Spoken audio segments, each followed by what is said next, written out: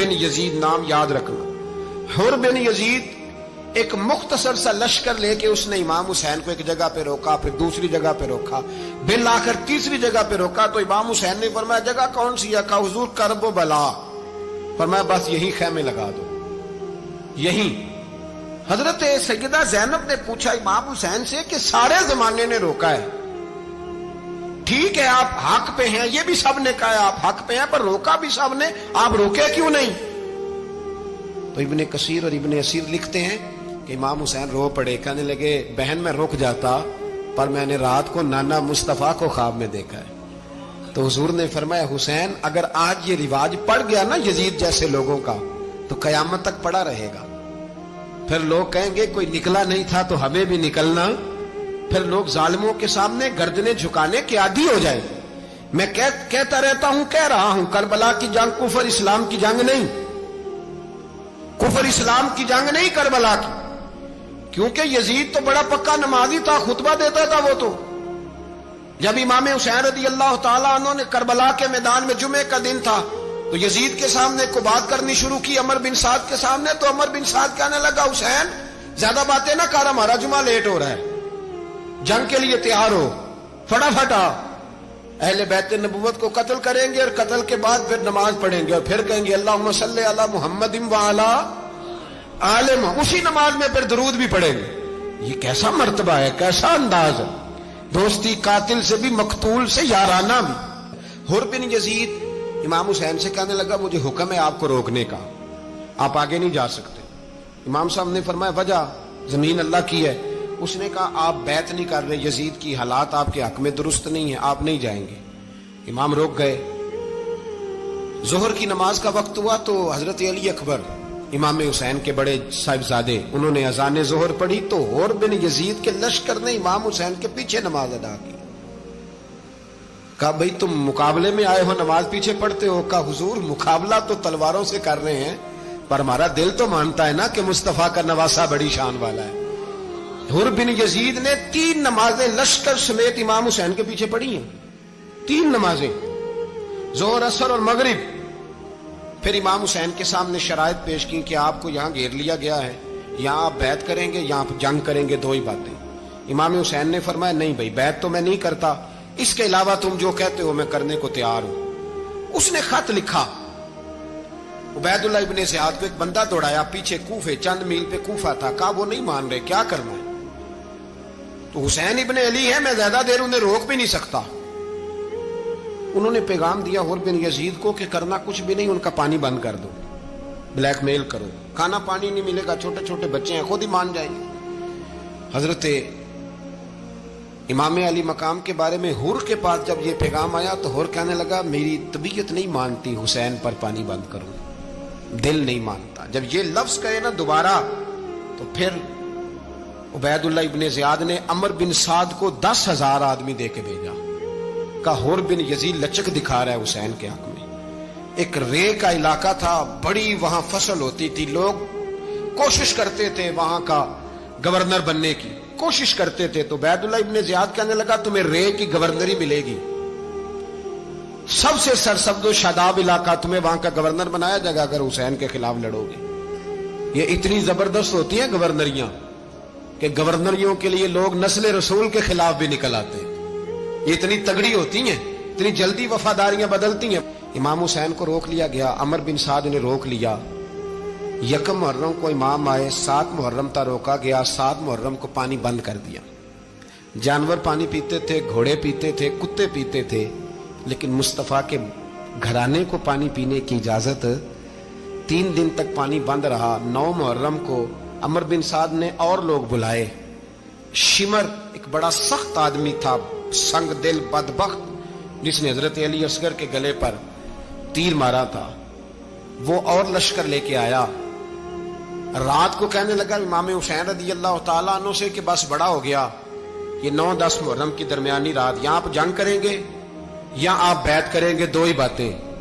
امام حسین اندر گئے, سیدہ زینب سے مشورہ کیا, باہر آئے, فرمایا بات وہی ہے جو پہلے دن والی ہے. او بھائی بچے ساتھ ہو, صحرا کا علاقہ ہو, تپتی ہوئی ریت ہو, اتنے کٹھن اور سخت حالات, چاروں جانب موت ہی موت, दूर दूर तक अपनों का नामो निशान कोई नहीं, और अकेले फैसला करने वाले इमाम हुसैन, बाकी सारे बच्चे हैं या औरतें, सारे बड़े अकेले। इमाम हुसैन रज़ी अल्लाह ताला अन्हु ने फरमाया, भाई बैत तो मैं नहीं करता, बाकी जो तुम्हारा प्रोग्राम है। शिमर और इब्ने साद कहने लगे फिर जंग के लिए तैयार हो जाएं। क्या अंदाज है इमाम हुसैन का। फरमाने लगे कल जंग करूंगा, मुझे पता तो है जंग का नतीजा क्या निकलना है, एक रात मुझे दे दो ताकि मैं खुल के अपने रब की इबादत तो कर लूं। हुसैन ने जाना है, मुझे पता है कल रिजल्ट 72 और 22,000 का क्या एक रात मुझे दो, मैं मालिक से राज न्याज तो करूं। मैं गोया उससे पूछूं तो सही कि मालिक मेरे वालिद भी शहीद हैं, भाई भी शहीद हैं, नाना को भी दुखों में देखा है, तो अब मेरी बारी है, तो मालिक मैं हाजिर हूं, मुझे मौका तो दो। इसलिए कि मेरे नाना ने बदर में भी सारी रात इबादत की थी, सुबह मुझे मौका दो। और दुनिया का उसूल है जब कोई मौका मांगता है तो दिया जाता है। ये दोनों कहने लगे कोई मौका नहीं। हुर बिन यजीद पीछे से बोला, कहने लगा नहीं, बदतमीजी ना करो, हुसैन को मौका दो, तुम्हें देना पड़ेगा। मौका दिया। हुर बिन यजीद ने फिर मिन्नत की, कहा हुजूर आप मेहरबानी करें मान जाएं। फरमाया मानने वाला खाता कोई नहीं। फरमाया मानने वाला खाता, बोलिए मानने वाला खाता, ये बड़ा मुश्किल काम है भाई। जमीर का सौदा अब तो आम हो गया, बाजार लगते हैं, रेट लगते हैं, अपनी अपनी चाहतों पे लोगों ने अपने अपने अंदाज सजाए हुए। कोई आदमी बस अच्छे तरीके से नाम ले ले तो बस हम उसके पीछे चल जाते हैं। अब तो आम हो गया ये मामला। इमाम हुसैन ने फरमाया हो ही नहीं सकता, मुमकिन ही नहीं है। सारी रात इबादत में गुजरी, रियाजत में गुजरी। तहज्जुद का वक्त हुआ तो घर वालों को बुलाया, फरमाया देखना तुम्हारी सी की आवाज ना बाहर आए, खबरदार सी की आवाज ना आए। और इमाम ज़ैनुल आबिदीन से फरमाया तू बीमार है, तू जिहाद नहीं करेगा, लेकिन ख्याल रखना पीछे। और बड़ी कीमती बात बता रहा हूं, हमारी बीबियां किसी के घर मैयत हो जाए तो 4 दिन बुखार नहीं उतरता।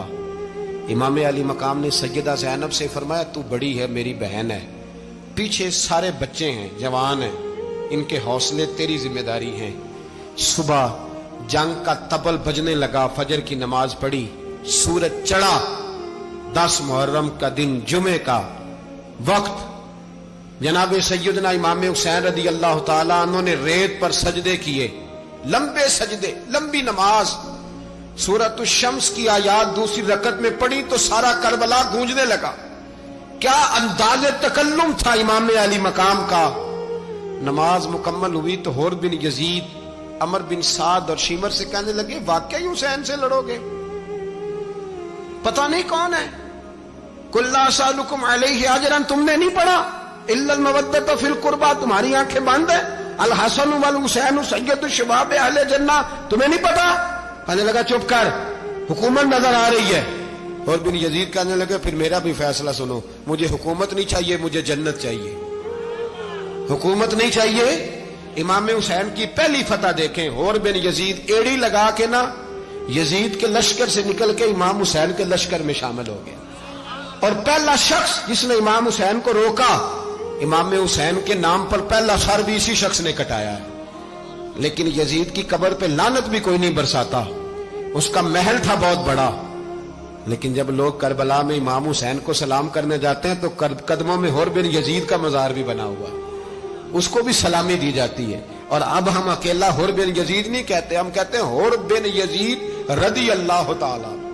अब हम इतनी ताजीम करते हैं उस हुर की। जनाबे इमाम हुसैन को मैदान में खड़ा किया गया, जिहाद का तबल बजा, पहले खुद्दाम आए। और सुन लो, आज वो पता नहीं बाजारी से लोग चढ़ गए स्टेजों पे, बाजारी से, ना चेहरे पे दाढ़ी है, ना सर पे कोई कपड़ा है, बाजारी लोग हैं, भाग रहे हैं, बाजू चढ़ाए हुए हैं, बटन खोले हुए हैं, तमाशा बना दिया। सुनने वालों का भी अल्लाह ही हाफिज है। वो स्टेज पे ये अहले बैत की शान बयान करता है, भाग के उधर जाता है, ये कोई तरीका है। सुनने वालों का भी अजीब अंदाज है, हर बंदे को सुनने बैठ जाते हैं। दीन मुहज्जब है, तहजीब वाला है, दलाइल रखता है, दीन वकार रखता है, ऐसे लोग अब दीन बयान करेंगे।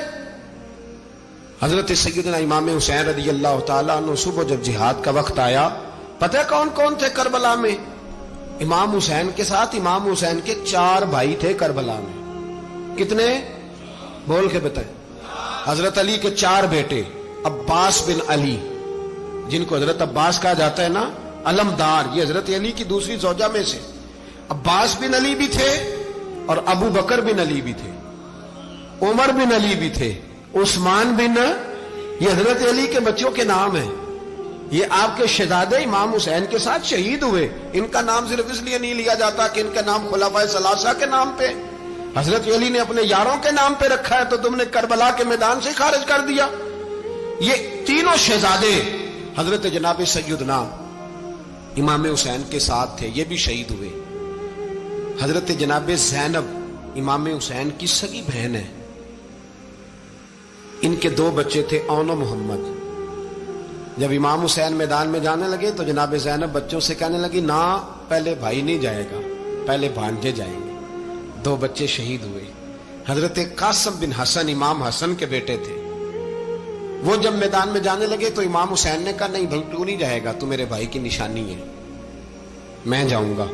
تو حضرت قاسم بن حسن نے ایک تعویذ کھول کے دیا کہ ابا جی میرے والد نے کہا تھا جب بڑی مشکل آ جائے تو تعویذ کھول کے دیکھنا، تو آج بڑی مشکل آئی ہے تو میں نے تعویذ کھولا ہے، تو یہ دیکھیں کیا لکھا ہے، یہ تو رکا ہے، تعویذ ہے ہی نہیں۔ جب کھول کے دیکھا تو اس پہ لکھا تھا قاسم اگر حسین پہ کوئی کڑا وقت آ جائے تو بیٹا کے آگے آگے رہنا، اگر کڑا وقت میرے بھائی پہ کبھی آ جائے نا دیکھنا اس کے آگے آگے چلنا، اسے حسن کی کمی نہ محسوس ہو، پائیاں جیا ساک نہیں کوئی جے وچ خار نہ ہوئے۔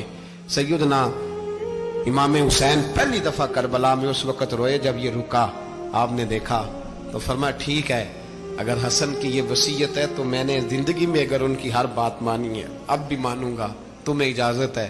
جناب قاسم بن حسن 16 سال کا جوان جب میدان میں نکلے تو ہائے ہائے پتہ نہیں کہاں سے آ گئی ہے۔ امام قاسم بن حسن جب میدان میں نکلے تو تبری سے لے کر علامہ ابو الاسناد صاحب سب کو پڑھ کے تو دیکھو، 3 دن کی پیاس ہے، شدید آزمائش ہے، دکھ ہے، تکلیفیں ہیں، پھر بھی پہلی دفعہ جب میدان میں گئے ہیں واپس آئے ہیں 19 لوگوں کو قتل کر کے واپس آئے، 19 لوگوں کو ایک بار میں۔ حضرت ایسے ہی تماشا بنا دیا، مظلوم تھے وہ تو رو رہے تھے، ہر مقرر یہ کہہ رہا ہے کہ وہ تو بار بار کہ ابا پانی مل جائے، پانی آ جائے، ترس گئے۔ خدا کا خوف کرو، یہ دلیر لوگ تھے، ان کی باتیں آج بھی پڑھ کے دلیری پیدا ہوتی ہے، دلیری پیدا ہوتی ہے، دلیری۔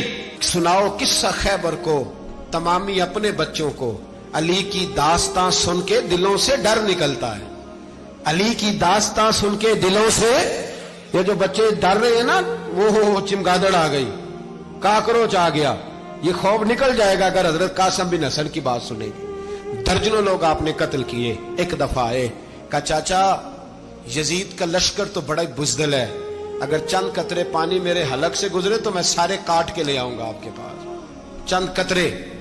لیکن تھوڑی دیر گزری، عمر بن سعد کہنے لگا اکیلے اکیلے جاؤ گے تو علی کا پوتا ہے، یہ سب کو مار دے گا، کٹھے جاؤ۔ چاروں جانب سے تیر برسے، ایک تیر لگا آ کے گردن کے پیچھے، بس جناب سیدنا قاسم بن حسن گھوڑے سے نیچے گرے تو جناب زینب حوصلہ کر کے آنسو سمیٹ کے کہنے لگی میں دیکھ رہی ہوں پردے کے پیچھے سے حسین میرے بھائی کا بیٹا گر گیا ہے، جا اسے اٹھا کے لا۔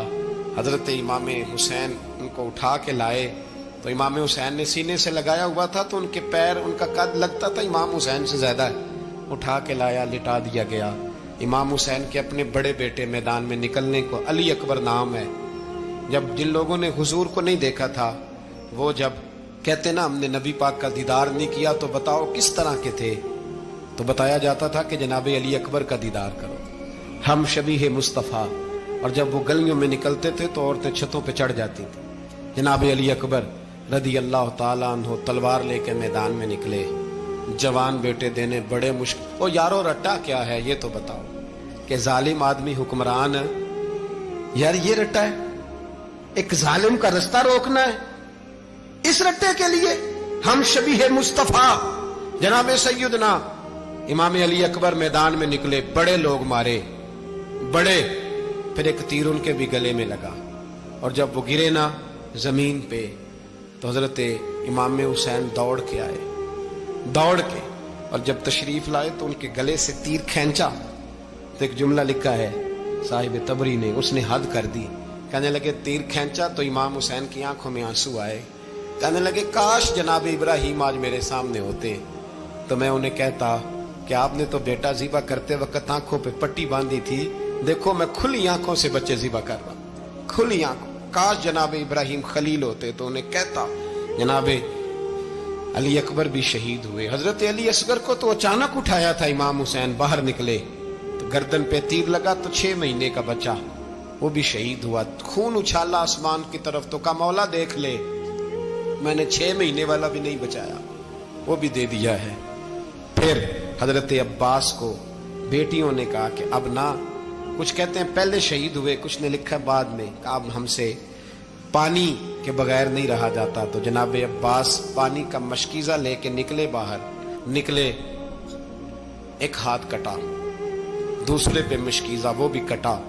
دیکھ لو میں پس منظر پہ ہوں ابھی تک, میں بتا رہا ہوں کہ جہاد کس کے خلاف تھا؟ ظالم حکمران کے خلاف, ظالم کافر کے خلاف نہیں, مشرک کے خلاف نہیں.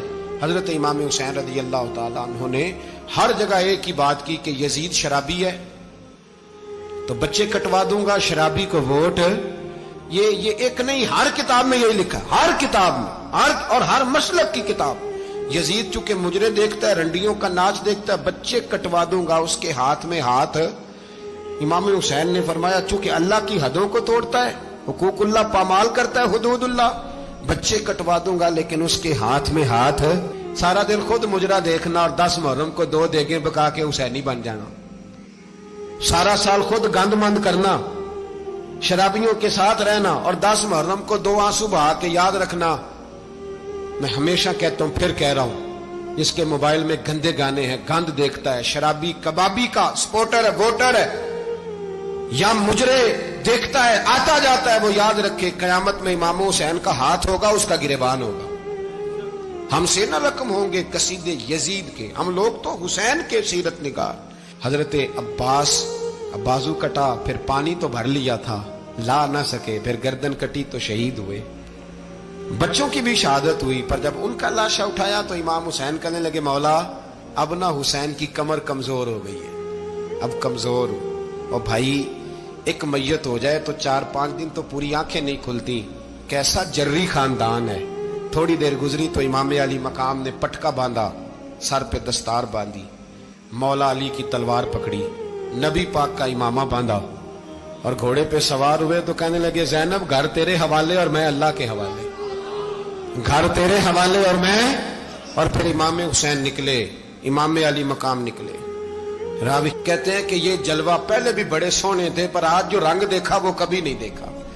کیا انداز تھا, جدھر جاتے نعرہ لگاتے تو حد ہو جاتی. اتنے لوگ امام حسین نے کاٹے, اتنے کاٹے, پھر واپس پلٹ کے آئے اور کہنے لگے زینب ذرا پردے کے پیچھے سے دیکھ تو صحیح میری بہن, ان بزدلوں کو جرت ہی نہیں ہو رہی حسین کے مقابلے میں آنے. ایک دوسرے کو دھکا دیتے, تو جا تو جا. پھر اکٹھے وار ہوئے. یہ کون ہے کٹا ہوا, لباس ہے پھٹا ہوا, یہ بال یقین حسین ہے, نبی کا نور عین ہے. پھر چاروں جانب سے تیر برسے تو امام علی مقام چونکہ نماز کا وقت ہو گیا تھا, اترے گھوڑے سے, خون بہ رہا تھا, گرم ترین ریت سے تیمم کیا, سر سجدے میں رکھا, اور جب شمر آپ کی گردن کاٹنے لگا تو کہنے لگے ٹھہر جا ذرا رب سے ایک بات کر لینے دے. اور پھر بولے امام حسین, کہنے لگے مالک تو اب بتا کہ حسین سے راضی ہے کہ ناراض ہے, تو بتا. تو پھر ایک آواز آئی, یا ایتھا النفس مطمئنہ ارجعی الی ربک راضیۃ مرضیہ. فرمایا نفس مطمئنہ واپس آ جا, تو اللہ سے راضی ہے, اللہ تجھ سے راضی. امام حسین وہاں شہید ہو گئے.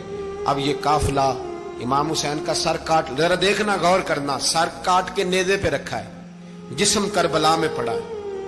عورتوں کو گھوڑوں پہ بٹھا کے لے جایا گیا یزید کے دربار میں. یزید پہلے عبید اللہ ابن زیاد نے بدتمیزی کی, پھر یزید نے کی. سعودی عرب کا ایک مولوی بول رہا تھا, سعودی عرب کا, ان سے بھی بڑا عشق ہے, جس نے تقریر سننی ہو میرے پاس ہے. ہمیں لوگ مشورے دیتے ہیں کہ جو یزید کو اچھا کہے اور حسین کو باغی کہے اس کو ہم امام مان لیں. اس بے شرم بے حیا کو جو نبی پاک کے گھرانے کے بارے میں بکے اسے امام. سعودی عرب میں مسجد نبی میں درس دینے والا جس نے تقریر سننی ہو میرے پاس ہے, وہ کہتا ہے یزید تو بڑا اچھا آدمی تھا، اس نے تو بڑی خدمت کی، تو میں نے اسے کہا رشتہ داری کر لیا یزید کے ساتھ، قریب ہو جا۔ شرم نہیں آتی؟ آج بھی نبی پاک کا دل دکھاتے ہو، حیا نہیں آتی، خیال نہیں آتا؟ اور لوگ گھر میں بیٹھ کے باتیں کرتے ہیں، کہتے ہیں جی جو بیت اللہ میں ہو وہ بھی برا ہو سکتا ہے۔ بیت اللہ میں تو 360 بت بھی تھے، وہ اچھے تھے۔ مدینے میں تو 360 منافق بھی رہے، پوری سورہ منافقون نازل ہوئی، وہ اچھے تھے۔ عجیب تماشا بنا دیا لوگوں نے مذہب کا۔ کہتا ہے یزید نے تو بڑی خدمت، تو عبید اللہ ابن زیاد نے قتل کیا۔ بے شرمو، اگر عبید اللہ ابن زیاد نے بھی قتل کیا تھا تو حکومت کس کی تھی؟ تو پھر یزید نے عبید اللہ ابن زیاد کو سزا کیوں نہیں دی؟ بلکہ ایک جگہ 2 گورنریاں دی اس کو، یہ حال کیا۔ بلکہ سنو کہ یزید چھڑیاں مار رہا تھا، چھڑیاں امام حسین کے لبوں پہ۔ تو نعمان بن بشیر صحابی تھے، بول پڑے، کہنے لگے یزید بدبخت، ہاتھ پیچھے اٹھا، مجھے اللہ کی عزت کی قسم میں نے سینکڑوں بار نبی پاک کو ان ہونٹوں کو چومتے دیکھا ہے۔ حضرت جناب زینب عورتوں کے مجمع میں پیچھے ہو کے بیٹھی ہیں۔ یزید کے پاس جب پہنچا لشکر تو یزید کہنے لگا دیکھو اللہ نے مجھے عزت دی اور میرے مخالفوں کا کیا حال ہوا۔ تو بی بی زینب بول پڑی، اتنے صدمے سہے پر آواز توانا ہے، جاندار ہے، جاندار۔ ہمارا کسی بندے سے جائیداد کا رٹا نہیں، ہم تو چاہتے ہیں امت اکٹھی ہو جائے، لیکن جو بندہ نبی پاک کی ماں کو دوزخی کہے، حضور کے باپ کو جہنمی کہے، یزید کو امیر المومنین کہے، اس کے ساتھ اتفاق رائے کر لیا جائے، یہ مذہب ہماری سمجھ میں نہیں آتا، بالکل نہیں آتا، قطعاً نہیں ہماری سمجھ میں آتا۔ کیسے اتحاد کر لیا جائے؟ یہاں تو میرے بھائی جو ہمارے ابا کا مخالف ہو اس سے اتحاد نہیں ہوتا، اور جو نبی پاک کے والد کو دوزخی کہے اس سے اتحاد ہو جائے۔ کہتے ہیں جی وہ جی اتنی فرقہ واریت ہو گئی، ہم کس مسجد میں جائیں؟ 60 پارٹیاں پاکستان میں رجسٹرڈ ہیں جو الیکشن لڑتی ہیں، کبھی کسی بندے کو ٹینشن نہیں ہوئی کہ کس کے پاس جائیں کس کے پاس نہ جائیں، کبھی نہیں کوئی بولا کہ اب وہ بھی کھڑا ہو گیا، وہ بھی، کوئی ٹینشن نہیں۔ مذہب کی باری ٹینشن ہو جاتی ہے، اتنا بڑا مذہب ہوتا ہے بھائی، غلط بندے بھی آ جاتے ہیں بیچ میں، تھوڑا پہچان کے چلنا پڑتا ہے صحیح کون ہے اور غلط۔ اور یہی تو ہمیں امام حسین نے بتایا ہے کہ مذہب کے اندر ہی تم نے شناخت کرنی ہے کہ بندہ ٹھیک کون ہے اور بندہ غلط۔ یہی تو کربلا ہے، یہی تو امام حسین نے بتایا، کفر اسلام نہیں، حق اور باطل۔ تو سمجھیے گا حضرت سیدہ زینب نے جب سنا نا کہ یہ کہہ رہا ہے کہ مجھے اللہ نے عزت دی، تو جناب زینب بولی، نعمان بن بشیر کہتے ہیں بی بی بولی، اتنے صدمے ہیں پر جناب زینب بولی اللہ اکبر، اس انداز میں بولی کہ پہلے قرآن مجید کی آیت پڑھی، کہنے لگی وَتُعِزُّ مَن تَشَاءُ وَتُذِلُّ مَن تَشَاءُ بِيَدِكَ الْخَيْرُ إِنَّكَ عَلَىٰ كُلِّ شَيْءٍ قَدِيرٌ۔ اور پھر کہنے لگی یزید تو بکتا ہے، کہتا ہے کہ تو عزت والا ہو گیا، یہ تیری حکومت ہے، 4 دن گزرنے دے، تجھ پہ کوئی لعنت بھی نہیں برسائے گا، اور میرے بھائی کا قیامت تک ممبروں میں اور خطبوں میں ذکر ہوا کرے گا، وقت گزرنے دے۔ جب جناب بی بی زینب بول رہی تھی تو حضور کے ایک نابینا صحابی پاس بیٹھے تھے، جناب نعمان بن بشیر کا ہاتھ ہلایا، ہلا کے کہنے لگے کیا علی آ گئے؟ تو علی کی آواز لگتی ہے، جبریل امی بول رہے ہوں جیسے، حکمت کے گوہر رول رہے ہوں جیسے، دربار دمشق میں بی بی زینب کا خطاب، منبر پہ علی بول رہے ہوں جیسے۔ میرے بھائی بس کربلا والا قافلہ تو مدینے پہنچ گیا، 3 سال یزید نے حکومت کی، شرابیں عام ہو گئی، مکے پہ حملہ ہوا، خانہ کعبہ کا غلاف جلا، مدینے پہ اس نے حملہ کیا، 3 دن مسجد نبوی میں اس نے گھوڑے باندھے، مسجد نبوی میں صحابہ کو نکال کے اپنا اس نے امام مقرر کیا، لیکن پھر امت نے اسے قبول نہ کیا، پھر وہ رسوا ہوا اور آج تک وہ رسوا ہے۔ لیکن امام حسین کا نام کل بھی زندہ تھا اور آج بھی۔ درس یہ ہے، پیغام یہ ہے، پیغام یہ ہے، یاد رکھو موت تیزی سے آ رہی ہے، ہمارے ساتھ والے دائیں بائیں والے سب چلے گئے، اسی طرح نمبر لگے گا، ایک دن اعلان ہوگا۔ ضمیر کے قیدی بن کے زندگی نہ گزارو، بالکل نہ گزارو، یہ تھوڑی سی زندگی ہے، دنیا سجن المومن۔ حق بات کرو، حق پہ ڈٹنا سیکھو، دین سمجھو، خبردار رسول پاک صلی اللہ علیہ وسلم کے دین میں ظالم، جابر، فاسق، فاجر کی کوئی گنجائش قطع نہیں ہے۔ اپنے آپ کو سمیٹو، اپنے آپ کو سنبھالو، دین میں اپنا کردار ادا کرنے کی کوشش کرو۔ دین طلب کرتا ہے ہم سے کہ ہم نے دین کو کیا دیا ہے۔ امام حسین نے سارا گھرانہ دین کے لیے دے دیا۔ ہمارا جو بچہ کسی کام کا نہیں رہتا اسے مدرسے داخل کراتے ہیں، ہم نے دین اتنا کمزور کر دیا ہے کہ عالم اگر شور نہ کرے، عالم اگر شور نہ کرے، زور نہ کرے، گھٹن والا ماحول ہو گیا، مذہب کی پوزیشن کمزور کر دی۔ اب جہاں تک اس بات کا تعلق ہے جی فرقے ہو گئے، تو میرے بھائی یہ کوئی اتنی خطرناک بات ہے، یہ کوئی اتنا مشکل معاملہ نہیں ہے۔ یہ تو امام حسین نے بتا دیا تھا کہ یزید کے طور پر ایک غلط فرقہ کھڑا ہو گیا ہے، لہذا اس کا مقابلہ کرنا ہے، اس میں کوئی بری بات ہے؟ لیکن ایک سبق ہے بزرگوں کا کہ اگر سچی بات بھی نہیں کرنی تو پھر اس منبر کا حق ادا نہیں ہوتا۔ جو سچ بولے وہ حسینی ہے، جو ظالم کے سامنے کھڑا ہو جائے وہ حسینی ہے، جو مصلحت کوش ہو، جو کہے ٹائم نہیں، گراؤنڈ ریالٹی نہیں، حالات نہیں، طبیعت نہیں، موقع نہیں، تو ابھی امام حسین کے پیغام کو نہیں سمجھا۔